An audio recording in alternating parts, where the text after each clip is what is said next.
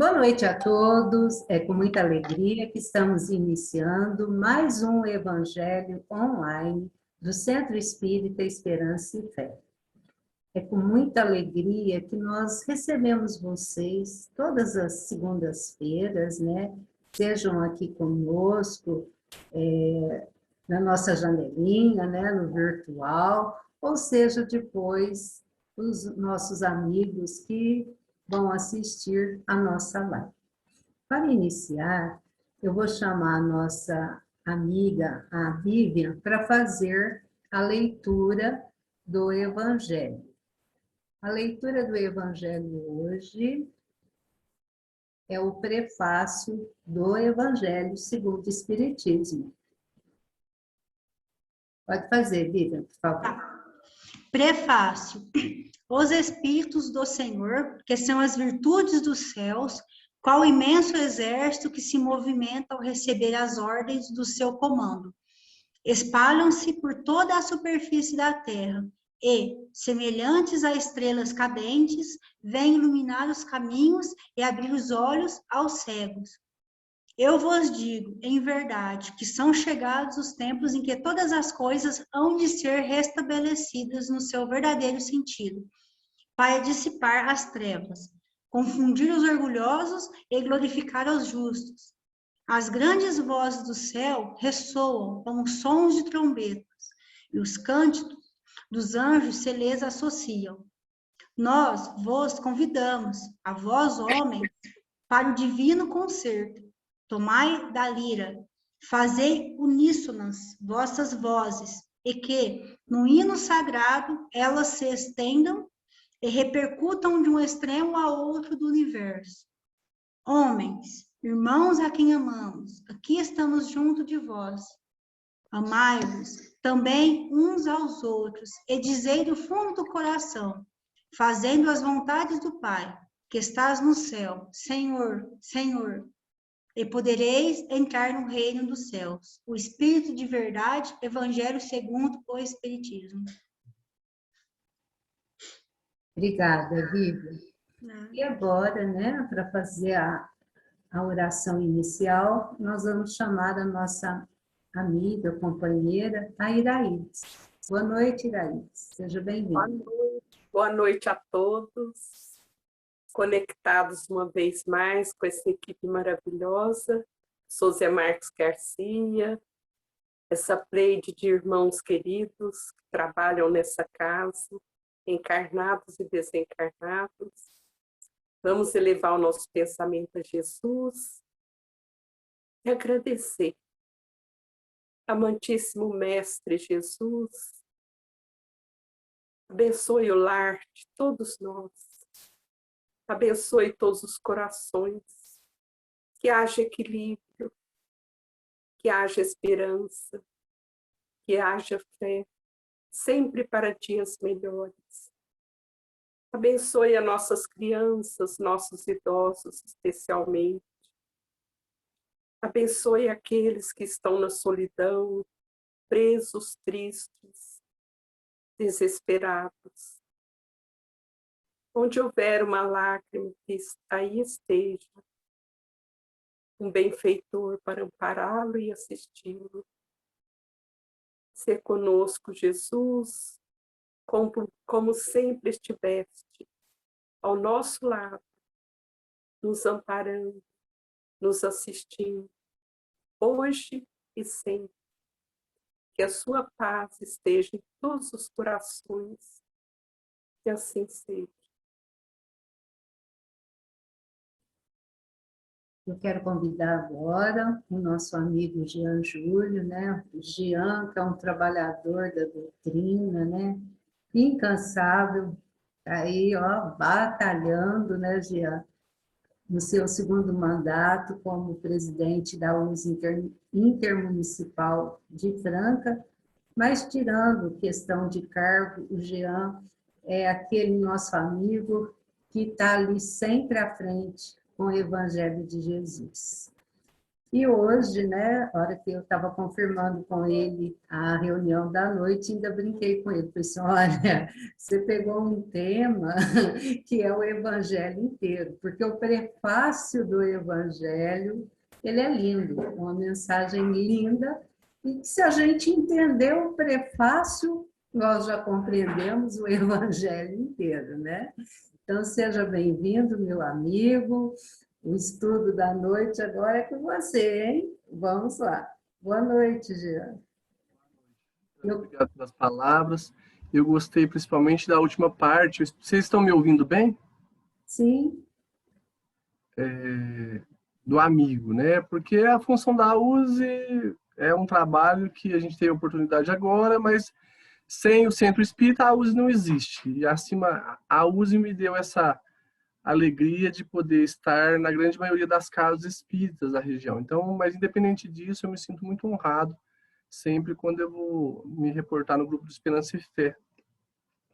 E nós estávamos pensando até no tema que nós íamos falar do Evangelho, e tem muita coisa para se falar, e eu percebi que eu tenho um hábito de assistir, por exemplo, eu faço o Evangelho, e aí eu vou no YouTube e assisto uma palestra, 2 palestras de vários oradores. Então, se hoje eu mandei o Evangelho no Lar lá, por exemplo, paciência, eu assisto umas 3, 4 palestras sobre paciência, porque no YouTube a gente vai lá, agiliza, você assiste uma palestra de 40 minutos, em 20 minutos, e aí é rapidinho, você já está assistindo um monte. E eu achei muito pouco sobre o prefácio do Evangelho. Sempre procurava, né? E a gente vai se reportar muito as falas do Cosme Mas, que é um estudioso maravilhoso, eu sou super fã, que ele traz muita instrução sobre esse item do Evangelho, que a gente percebeu que realmente a gente acaba passando esse item do Evangelho, e a Tânia foi muito feliz quando ela disse que é praticamente um resumo do Evangelho, mesmo porque isso está sendo dito por Kardec na nota. No finalzinho, a Vivian não leu, mas no finalzinho nós temos uma nota de Kardec. Mas antes de nós começarmos propriamente dito a questão do prefácio, a gente queria se reportar um pouquinho sobre a questão do Evangelho, né? A estrutura do Evangelho, como ele surgiu, para a gente iniciar a obra tendo conhecimento real de como que aconteceu. Então, nós temos registrado o que eu vou dizer nas obras póstumas, com o título de Imitação do Evangelho. O assunto é longo, mas nós vamos tentar ser o mais breve possível para que nós possamos começar ilustrando. No ano de 1863, Kardec se retira de Paris, né, com a quantidade de material, como se fosse um retiro, porque ele já possuía mais de 50 anos e ele já possuía uma dificuldade cardíaca, ele precisava de alguns repousos, porque naquela época, nós precisamos lembrar que naquele século, ter 50 anos já era idoso, e ele já tinha mais de 50 anos. E ele se retira, e nesse momento ele manda uma carta para a Sociedade Parisiense de Estudos Espíritas, perguntando sobre a obra que ele estava realizando, se era coerente, se devia fazer ou não, e os espíritos disseram a ele que ele abriria outras portas, né? Podemos dizer assim, ele mostraria o arranha-céu que é a doutrina espírita e mexeria realmente com as coisas necessárias, que era o momento de mexer com as coisas da vivência, da nossa postura perante a sociedade, que realmente mexeria com muitas coisas, principalmente com o poder religioso da época, mas que isso se fazia necessário e que era o momento. E aí, depois de 8 meses, Kardec publica a obra, inicialmente seria a imitação do Evangelho, mas com uma orientação do editor, o senhor Didier, orienta que tirasse a imitação do Evangelho para evitar maiores problemas com a Igreja Católica. E aí ele elabora uma obra, e eu brinco muito, para quem já fez faculdade, sabe do que eu estou falando, que nós, ao final de um curso, seja ele qual for universitário, ou você faz um TCC, trabalho de conclusão de curso, ou um artigo científico.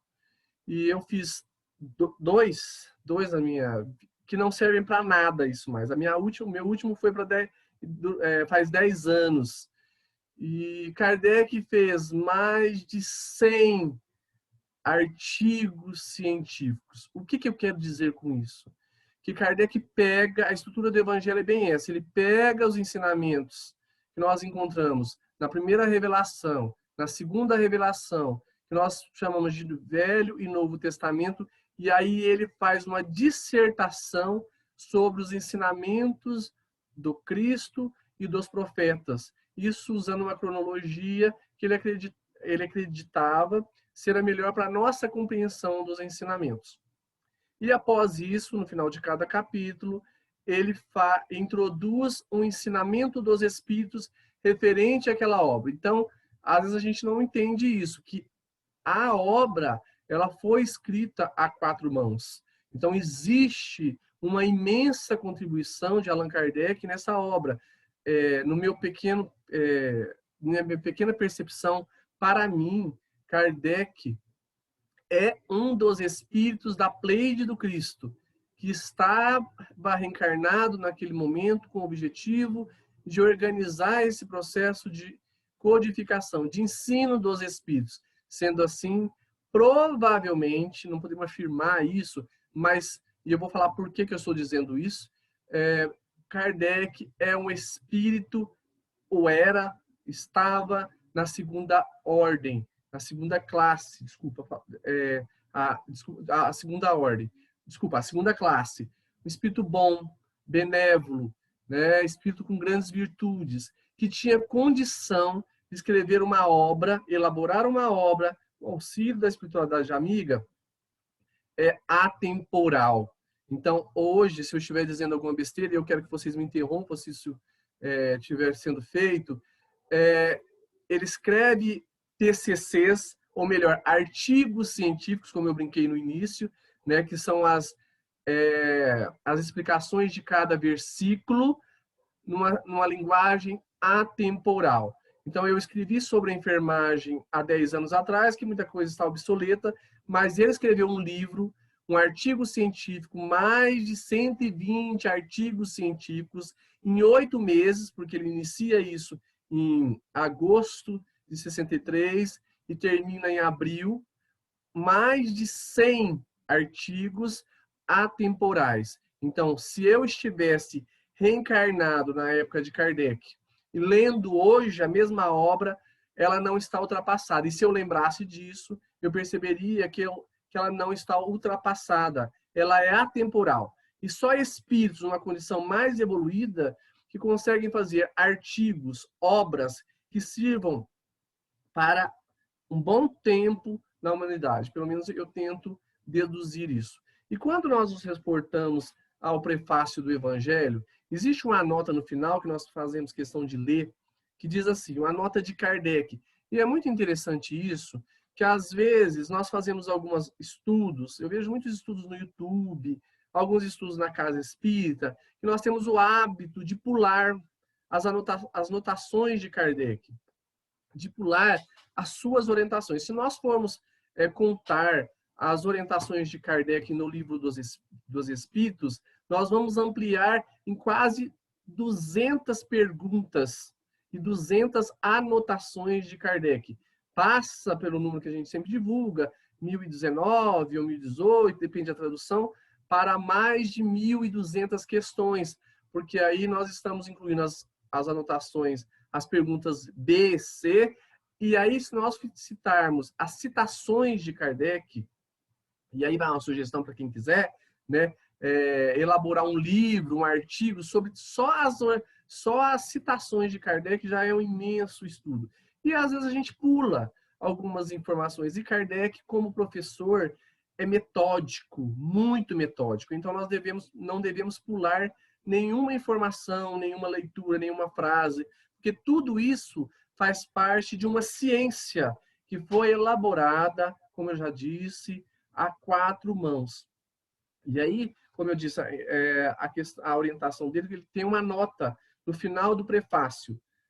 A instrução acima, ele está se referindo ao prefácio, transmitida por via mediúnica, resume ao mesmo tempo o verdadeiro caráter do Espiritismo e o objetivo dessa obra. Por isto, ela está colocada aqui como prefácio.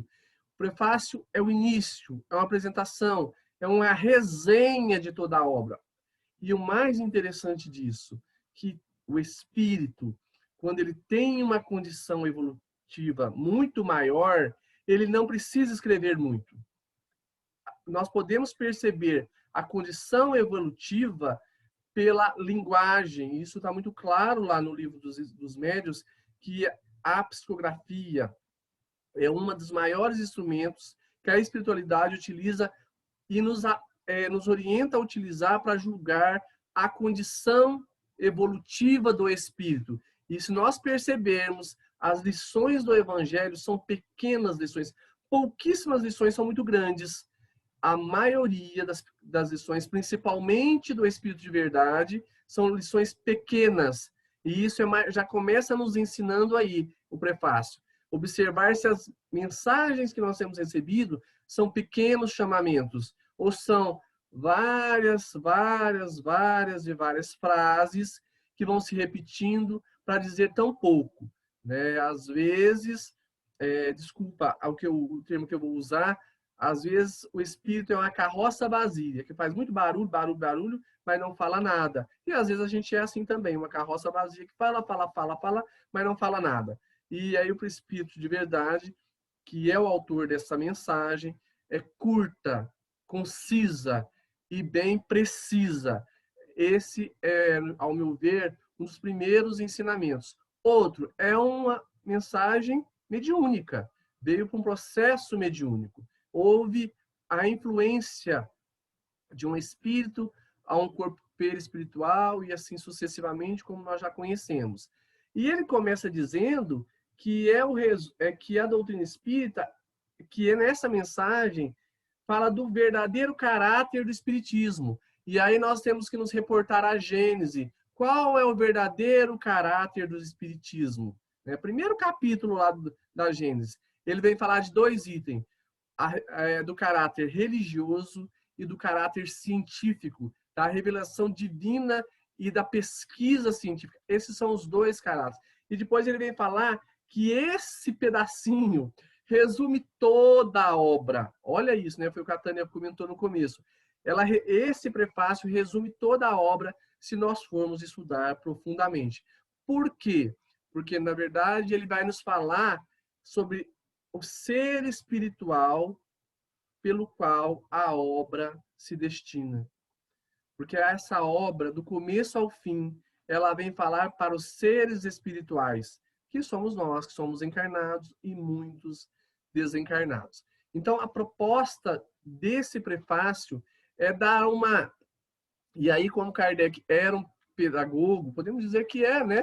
O nosso professor, ele utiliza da sua didática como pedagogo para nos instruir. E é impossível nós compreendermos a doutrina espírita, né, se nós formos, porque é uma orientação até mesmo do Livro dos Médiuns, que o estudo da doutrina espírita deve ser num momento de silêncio, de grandes reflexões, e nós devemos fazer isso em grupo ou momentaneamente separados, para que nós possamos trocar ideias, opiniões, e grupos concisos, comprometidos, envolvidos com aquele trabalho. E é muito interessante que nós precisamos, muitas vezes, nos reportar ao dicionário, porque Kardec era um professor.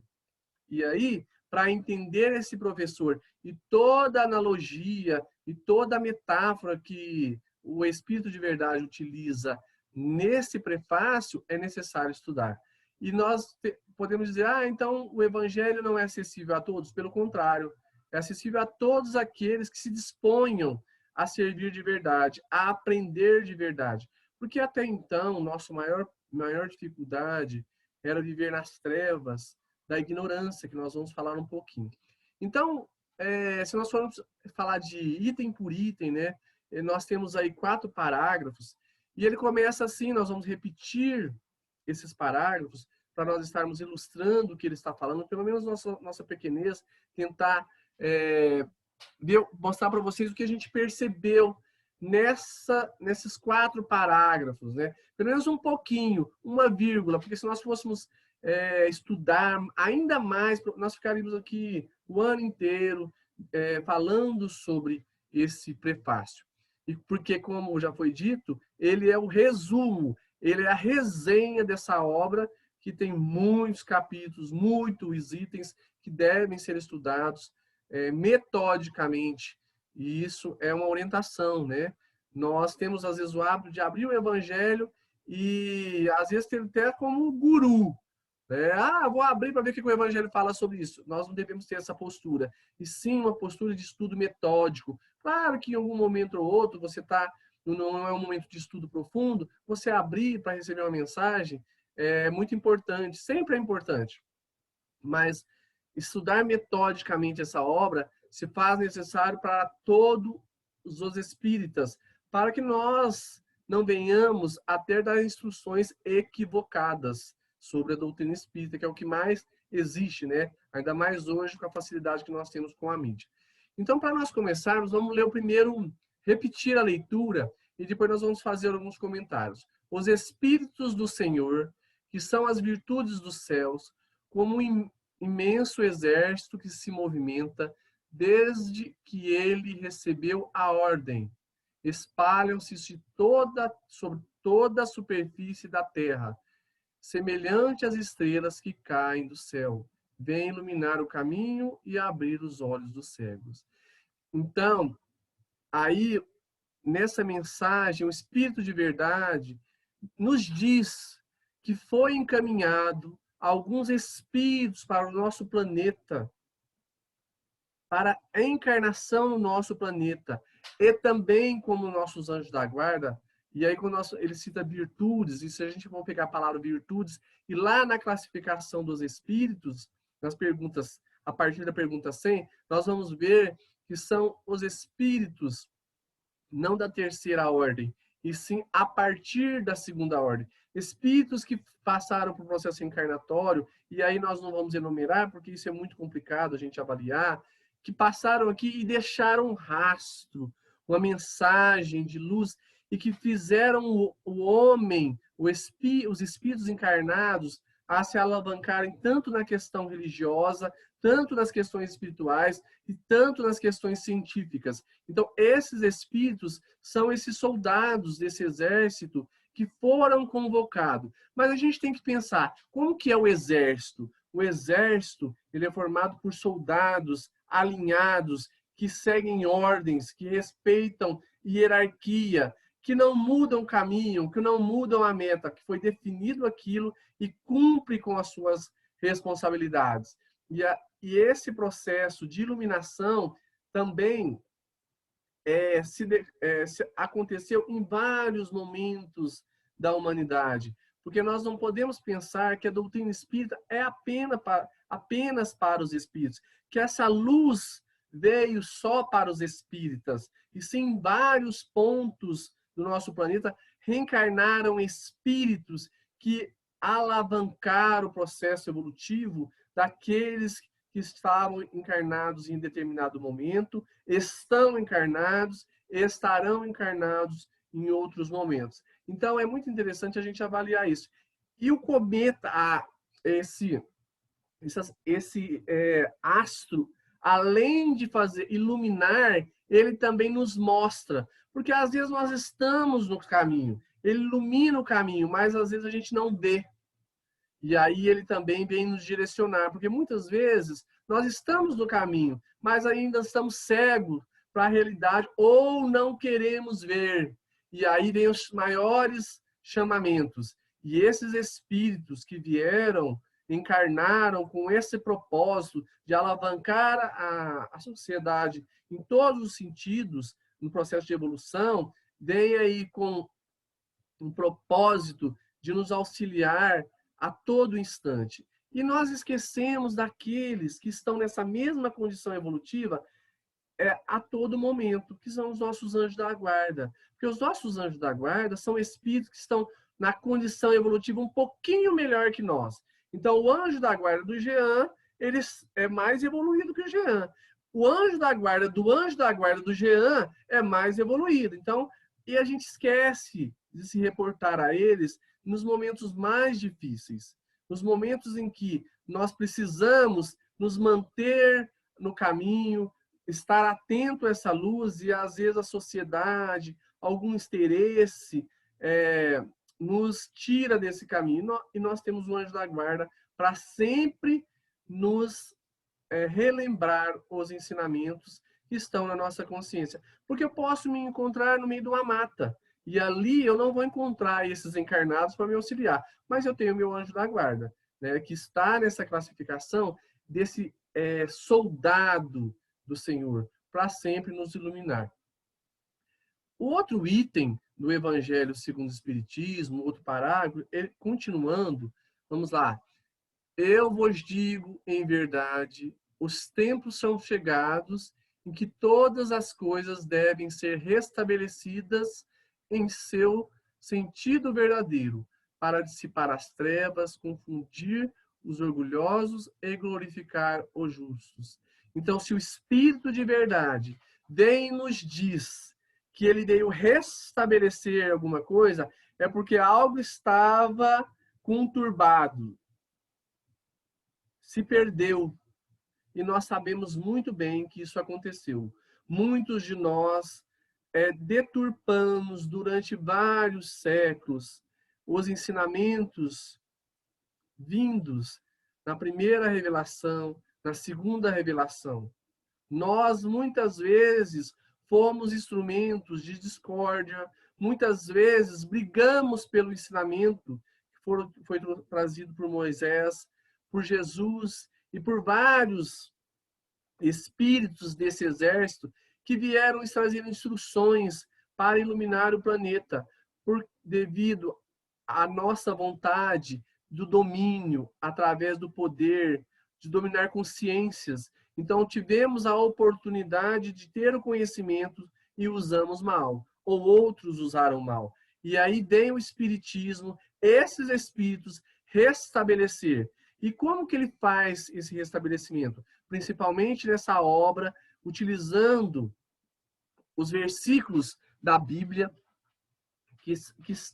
onde está contido a primeira e a segunda revelação. Ele vem e restabelece os ensinamentos do Cristo e também dos profetas. E vem falar, olha, é isso. O Cristo quis dizer isso nessas passagens. E tirou toda a alegoria. Essa obra vem com esse objetivo, tirar a alegoria de todos os ensinamentos contidos na Bíblia, ou melhor, na primeira e segunda revelação, ou no Velho e Novo Testamento. É muito claro isso na introdução do Evangelho segundo o Espiritismo, quando ele fala da não preocupação com as questões do dogma, da existência de Jesus, da roupa de Jesus, e sim com as questões morais. Então, essa obra vem restabelecer, por meio do ensino dos Espíritos, por vários pontos do nosso globo, mostrar para nós que Jesus, por meio dos seus mensageiros, está presente, que ele nunca foi, né? Que ele está ao nosso lado. E que essa obra vem nos dar um chamamento para o momento em que nós estávamos vivendo, no período que ela surgiu até hoje. Porque, como já foi dito, ela, o que a gente percebe, ela é uma obra atemporal. E aqueles que foram marginalizados durante esse período todo, quando Cristo veio e traz os seus ensinamentos. E durante muito tempo, muitos espíritos foram marginalizados, mesmo sendo espíritos da ordem, da segunda ordem, foram marginalizados porque não foram respeitados, não foram acreditados. Esses hoje são glorificados, porque a doutrina espírita vem confirmar esses ensinamentos. E aí nós podemos dizer, poderíamos elencar aqui vários exemplos. Exemplos da ciência, que a igreja muitas vezes considerou vários estudiosos como hereges, pessoas da filosofia, da história, da geografia, né, da astrologia, que muitas vezes desculpa, astrologia não, astronomia, que muitas vezes fizeram belos estudos, estiveram aqui, uma passagem rápida, deixaram a sua contribuição, mas não foram compreendidos. E a doutrina espírita vem agora, com essa obra, nos mostrar, e toda a codificação da doutrina espírita, a riqueza que esses espíritos trouxeram. Porque Kardec é bem claro em relação a isso, no que é espiritismo, quando ele fala, se a ciência disser alguma coisa que não está no espiritismo, fique com a ciência e deixe o ensinamento do espiritismo de lado, porque a nossa doutrina ela é progressista, ela não está estacionada em uma pessoa, apesar de ter sido elaborada, coordenada, elaborada, organizada por métodos de Kardec, ela tem uma origem em vários espíritos, em vários companheiros desencarnados que trouxeram a realidade espiritual. Essa obra, ela vem tocar nas questões espirituais, nas questões morais. E aí ela, com isso, dissipa uma das nossas maiores trevas, que é a ignorância. Ela nos abre um leque imenso, retirando as trevas da ignorância, abalizada pela razão. Quando Kardec pega e elabora esse livro, ele, ao mesmo tempo, ensina e, ao mesmo tempo, questiona a nossa razão, nos leva a perceber aquela explicação no dia a dia, quando ele fala de entes queridos, quando ele fala das bem-aventuranças, quando ele traz para as questões sociais os ensinamentos do Cristo. Muitas vezes nós percebemos que a gente vai numa palestra ou vai numa orientação e às vezes você não entendeu nada. Por quê? Às vezes a gente não consegue retirar esses ensinamentos e levar para a nossa vida social, porque depende muito de nós também e do comprometimento do orador em relação àquela transmissão, porque nós podemos falar e às vezes a gente não atinge. Primeiro, porque existe um tópico aqui, a vivência. Eu preciso começar a viver. Eu preciso começar a colocar esse evangelho na minha vida, nos pequenos detalhes. E é esse convite que esse livro, essa obra vem fazer, inicialmente com o seu prefácio, e aí vem esmiuçando durante um longo trecho, um longo trajeto de ensinamentos, essa passagem detalhadamente, todos os detalhes que ele vem falar nesse prefácio. É muito interessante que a razão é para nós hoje aliada à verdade, a verdade que nós conhecemos até hoje, porque ela também vai se ampliando. A nossa percepção, o nosso amadurecimento faz com que nós deixemos de ser pseudo-sábios para nos tornarmos sábios por meio do ensino e da prática desses ensinamentos. Então, o objetivo do ensinamento desse livro é, sobretudo, restabelecer o pensamento de Jesus e espalhar a boa nova com mais clareza, com mais proximidade, fazer com que nós possamos sentir essa obra verdadeiramente em nosso coração.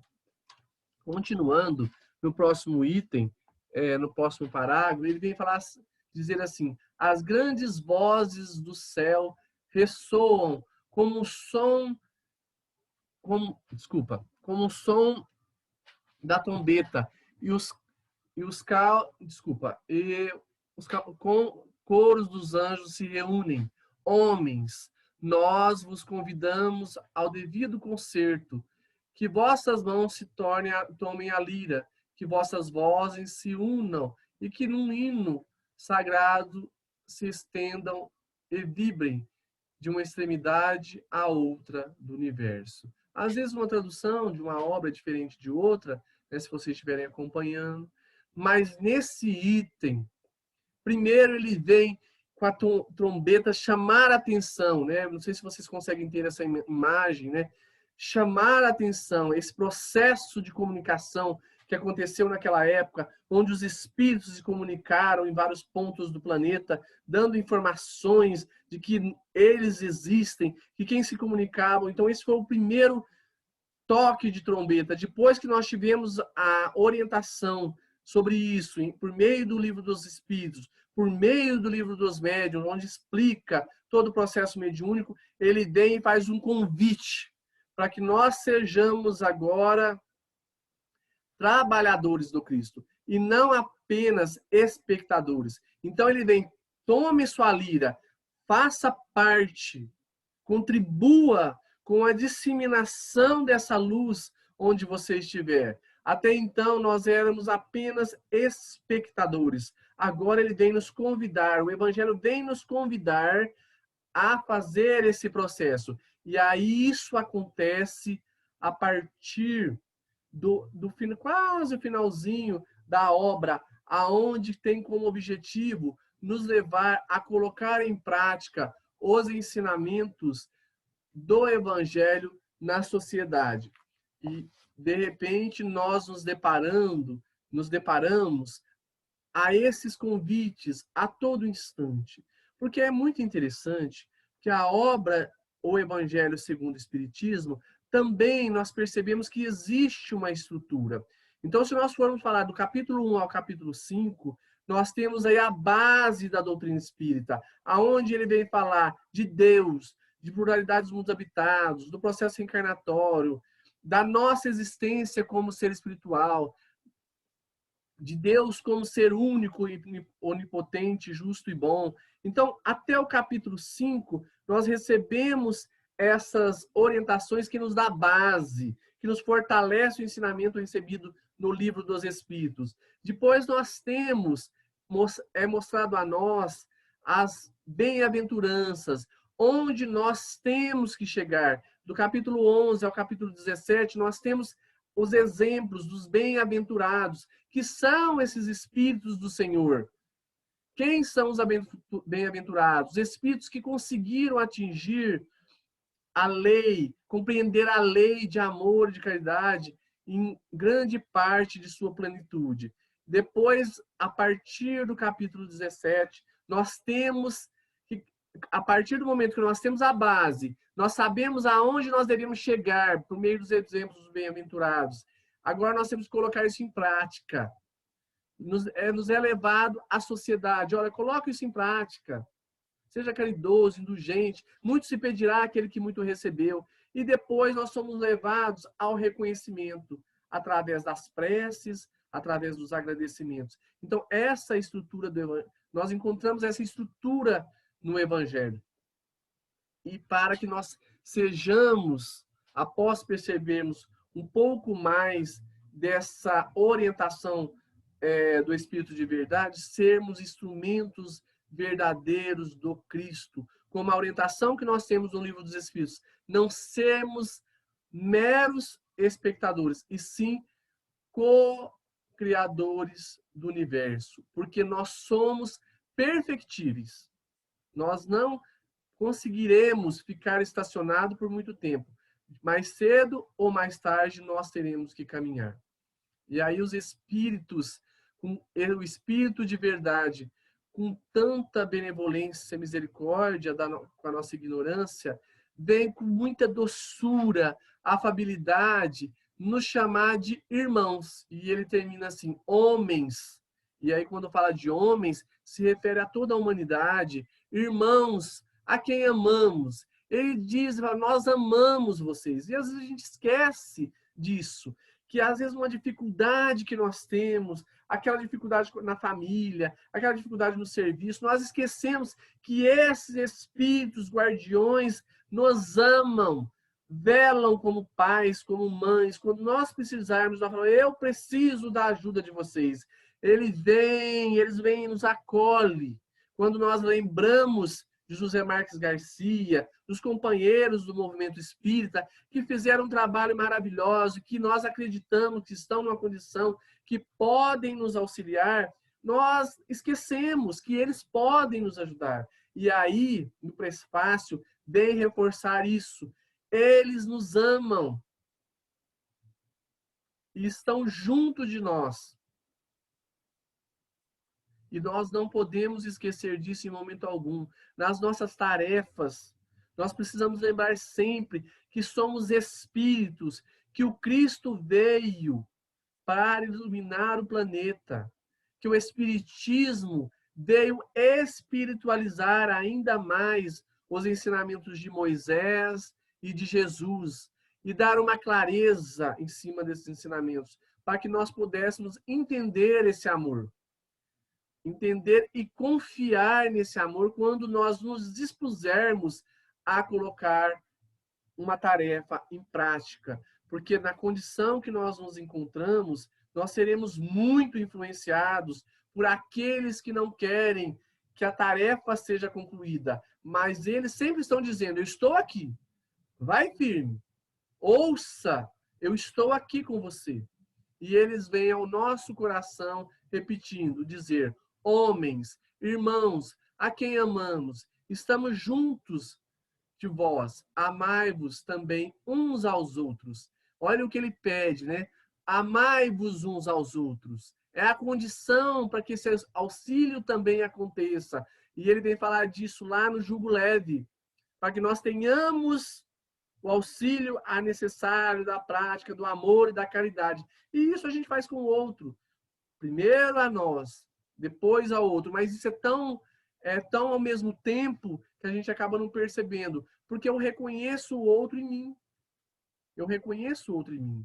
Porque nós somos obras da divindade, que nós chamamos de Deus. Então, quando nós reconhecemos esse Deus, que é a harmonia que nós percebemos no universo, também através do nosso irmão, nós estamos respeitando as orientações do nosso Pai, que é amar a Ele sobre todas as coisas e ao próximo como a nós mesmos.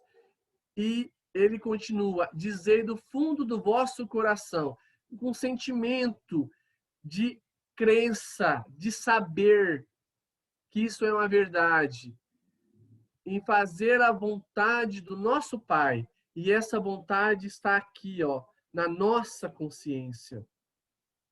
Porque é respeitar a lei que está escrito em nosso ser espiritual. Porque quando nós vamos dizer Senhor, Senhor, não será de boca para fora, e sim conhecendo, sabendo que esses princípios, que os ensinamentos que ele nos traz são verdadeiros. Porque hoje eu já sinto, porque hoje eu já sei. É diferente de dizer, eu acredito. Porque hoje eu acredito, amanhã passa um cavalo novo, eu monto em outro cavalo e estou acreditando em outra coisa. Mas quando eu sei que na comunicação dos Espíritos, eu sei que Deus é bom, justo, soberanamente maravilhoso, misericordioso, é diferente.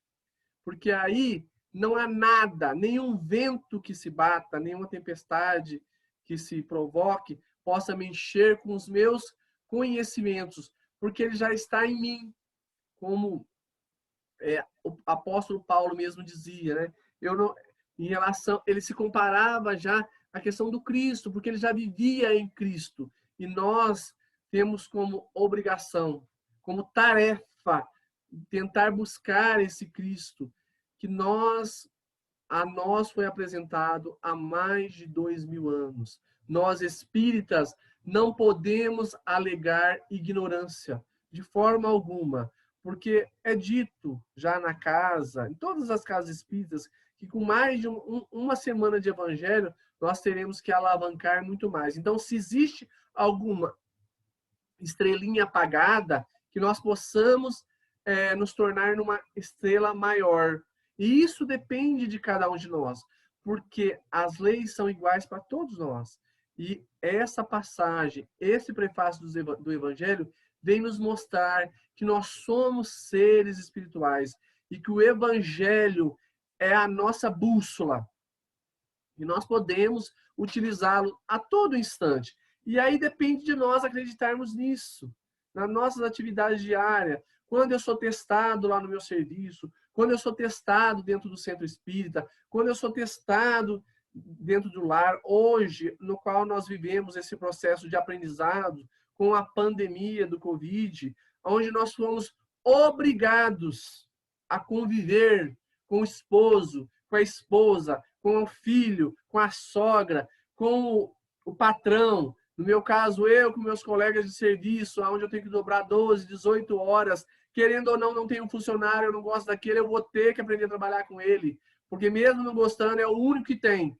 Então, assim, quando eu vou lá, quando existe uma discussão em relação de retomar ou não as atividades da casa espírita, então, o Evangelho nos acolhe a todo instante, em todas as discussões. E o prefácio vem, como a Tânia disse no início, né, fazer uma resenha de todo o Evangelho, uma resenha feita pelo Espírito de verdade, que coordenou o trabalho da codificação. E como eu disse no início, que em alguns momentos esteve com Kardec, porque ele disse, em alguns momentos eu estarei com você, para fazer algumas revisões do trabalho, porque ele confia naquele espírito que até então nós conhecemos como Allan Kardec. Então nós precisamos tentar colocar em prática um pouquinho desses ensinamentos, trabalhando primeiro em nós, um conheça-te a ti mesmo, para que nós, após nos conhecermos, começarmos a sermos mais úteis no processo de cocriação do universo. Às vezes, nós temos atitudes muito tímidas. Às vezes, nós ouvimos muito a divulgação do mal. E, às vezes, até nós nos perguntamos por que que o mal ainda prevalece? Por que que o mal é tão divulgado? E é muito claro isso no Evangelho, é muito claro isso nas obras básicas, é pela timidez dos bons. Se nós acreditamos que isso é uma verdade, que nós somos seres espirituais, que nós possamos gritar isso para a sociedade. E como o espírita grita? Através da atitude, da postura, 24 horas, por meio do pensamento. Então, o que eu estou sonhando? O que eu estou pensando? O que eu estou desejando? O que eu estou plantando para a próxima encarnação?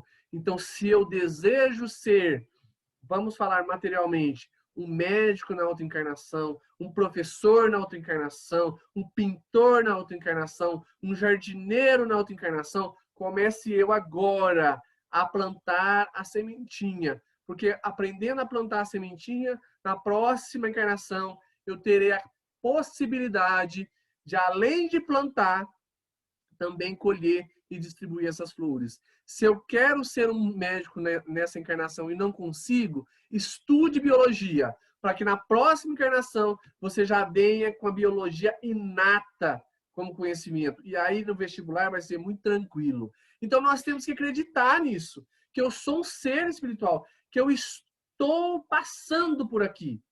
E que a outra encarnação, a próxima e a pregressa, elas estão ligadas. Eu tenho que colocar os princípios da doutrina espírita na minha vivência. Quando eu vou lá discutir, não é o caso, por exemplo, da Vivian e da Tânia com o marido delas, né? Elas são meninas de Deus, não vão discutir. Mas se de repente elas forem discutir lá com o marido em casa, elas vão lembrar que ele passa por um processo encarnatório, que ele pode passar por obsessão, que ele é uma conquista dela, que ele pode ter dado esse momento de caridade, ter um ato de caridade aceitando ela como esposa.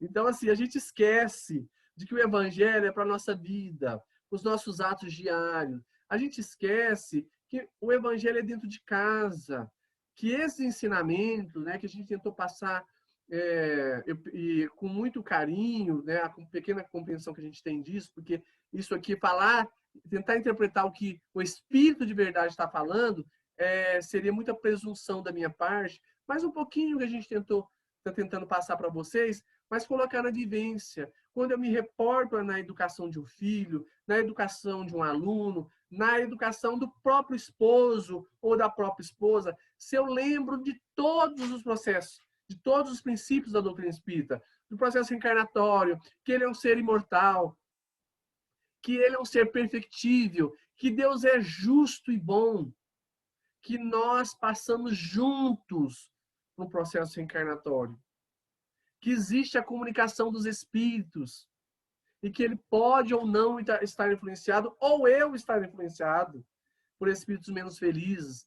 Então, o Evangelho tem como objetivo, e lá em 1863, em Obras Póstumas, ele já deixa bem claro isso, para mexer com as estruturas da sociedade. Mas isso é por meio de nós, porque o livro é uma letra morta. Nós podemos pegar o Evangelho e rasgar, jogar fora, que não é sacrilégio, porque existe correção ortográfica. Nós temos professores aí. Então chega um momento que você tem que jogar fora e pegar o outro, por causa da correção ortográfica, né?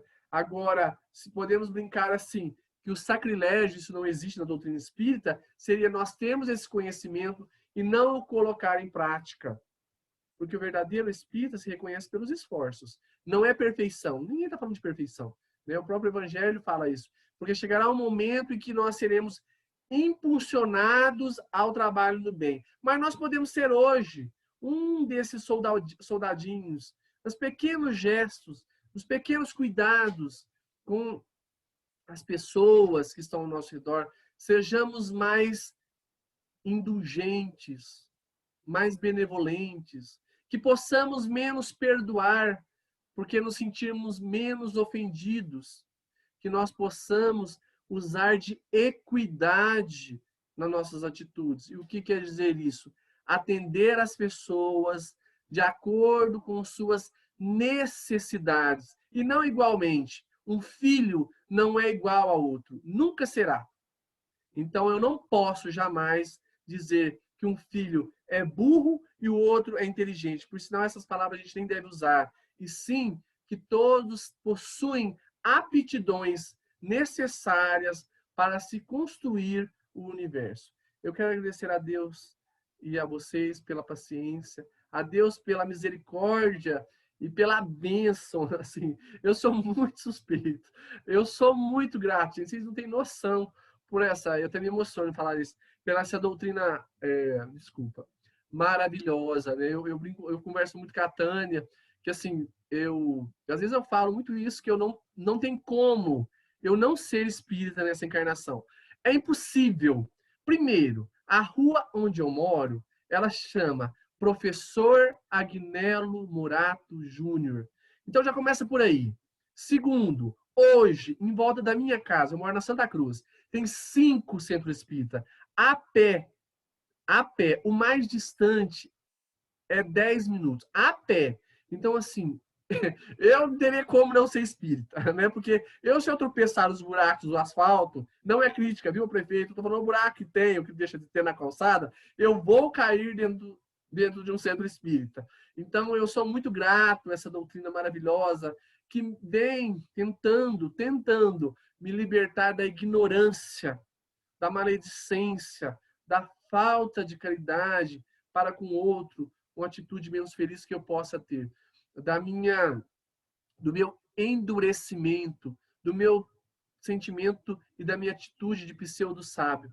Então, eu quero agradecer imensamente a vocês, ao carinho, a alegria de estar toda segunda-feira com vocês nesse grupo estudando, porque a gente aprende muito. Muito, muito obrigado. Se eu disse alguma coisa que a gente precisa aprender junto, eu faço questão, porque é uma lição maravilhosa de ouvir de vocês. Olha, isso aqui precisamos melhorar, realmente precisamos tocar nesse ponto. Estuda mais isso, porque eu faço questão de aprender ainda mais com vocês. Obrigado, Tânia, pela oportunidade. É uma grande alegria estar falando com a minha família, mesmo online, porque é assim que eu me considero de vocês. Um abraço, gente. Obrigado. Hoje, nós que agradecemos bem a bela reflexão que você nos trouxe, né? Da gente pular, que muitas vezes nós pulamos essa parte do Evangelho e ela é importantíssima. Olha o tanto de ensinamentos que o Jean foi ali puxando e nos fez refletir. Então, meu amigo, que a espiritualidade amiga, que a dona Antonieta Barini possa estar sempre ao seu lado, que eu sei que você gosta muito dela, te conduzindo cada vez mais para o estudo. Abre aí que você está fechado. Isso é maldade, fala da Antonieta. Ai, ai. Não, não, não. E aproveitando que eu toquei no nome da dona Antonieta, eu quero convidar vocês para a semana que vem. A partir da semana que vem, uma vez no mês, nós vamos iniciar um projetinho novo aqui. Nós vamos trazer um trabalhador que está desencarnado, assim, sabe? Que esteve ali perto de nós, dentro da nossa casa espírita, né? Esses trabalhadores anônimos, né? Estou falando em Antonieta Barini, que muita gente nem conhece a dona Antonieta hoje. Dona Maria Barini, a dona Maria da Cruz. A semana que vem, eu estou voltando ao trabalho, né? Porque eu andei aí parada há um tempo. Eu vou trazer para a gente poder refletir um pouquinho a nossa vivência com a vivência da Dona Maria da Cruz. Esse espírito, gente, que eu vejo assim, eu fui procurar porque tem trabalhadores que a gente acha a vida dele para tudo quanto é lugar. E a Dona Maria da Cruz não. Eu achei somente uma biografia dela. Então, a semana que vem, eu estou convidando vocês para a gente poder estudar. Nós vamos estar estudando juntos e ver o tanto que é doutrina. É um texto diferente, não é o texto evangélico que a gente vai estar trabalhando. Mas a vida dela foi em cima do Evangelho de Jesus. Então, eu convido todos para estarem aqui presentes, né, para a gente poder, que muitas vezes eu falo que eu brinco muito, que eu falo que a minha parte, que eu gosto mais dentro do Espiritismo, é a questão da evangelização. E a gente vê muitos trabalhadores que chegam na doutrina, né, principalmente na questão da evangelização, falar, eu ainda não estou preparado para estar trabalhando, né? Faz o curso de evangelização e não continua com o trabalho. Então, vamos pegar esses trabalhadores anônimos que passaram por nós, para ver, para dar, sabe, aquele chá de ânimo, né? Que tem hora que a gente espera que a gente seja um grande orador, um grande evangelizador para estar realizando alguma coisa. E não precisa. O que nós precisamos é ter o conhecimento da doutrina e ter Jesus como nosso modelo e guia. Então, todos estão convidados, tá bom? E para a gente poder agora ir finalizando, né, porque já são quase 21 horas, eu vou pedir para o seu Adalto, que está aí presente, ir se organizando para fazer a nossa oração final. Então, meus amigos, vamos agora agradecer ao nosso Deus maior, ao nosso Jesus, aos nossos espíritos protetores. Vamos entrar em comunhão, mentalizando a nossa casa, o Centro Espírita Esperança e Fé, para que aquela espiritualidade amiga que sempre está trabalhando na casa, eles estão agora conosco. E todos nós, numa sintonia de amor, de paz, possamos trazer esses bons amigos, juntamente com Jesus, para o nosso lar, para que eles possam iluminar o nosso lar, abençoando, fluidificando as nossas águas, trazendo esse remédio que o nosso corpo espiritual tanto necessita e refletirá no nosso corpo material, que as nossas orações, as nossas vibrações possam chegar a todos os nossos companheiros que hoje não puderam estar conosco e que eles possam sentir este amor, o nosso irmão que perambulam pelas ruas, né? Aquele nosso irmão que está no presídio, aquela mãe que chora a partida de um filho, que todos possam ser abençoados, hoje e sempre. Seu Adalto? Nosso Pai, que estais em toda parte, santificado seja teu nome, no louvor de todas as criaturas. Venha a nós o teu reino de amor e sabedoria. Seja feita a tua vontade acima dos nossos desejos, tanto na terra quanto nos círculos espirituais. O pão nosso do corpo e da mente, dai-nos hoje. Perdoa nossas dívidas, ensinando-nos a perdoar os nossos devedores, com esquecimento de todo o mal. Não permitas que venhamos a cair sob os golpes da tentação de nossa própria inferioridade. Livrai-nos do mal que ainda reside em nós mesmos, porque só em ti brilha a luz eterna do reino e do poder, da glória e da paz, da justiça e do amor, para sempre. Assim seja. Que a paz do nosso Mestre Jesus esteja sempre em nossos corações. Assim seja, meus amigos. Que energia boa que paira nesse momento, né?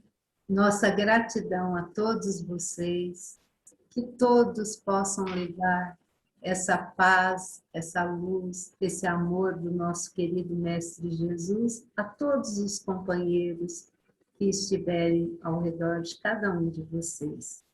Um beijo no coração de todos. Até a semana que vem. Fiquem com Jesus no trabalho do bem e do amor. Um beijo no coração de todos. Até mais, gente. Obrigada.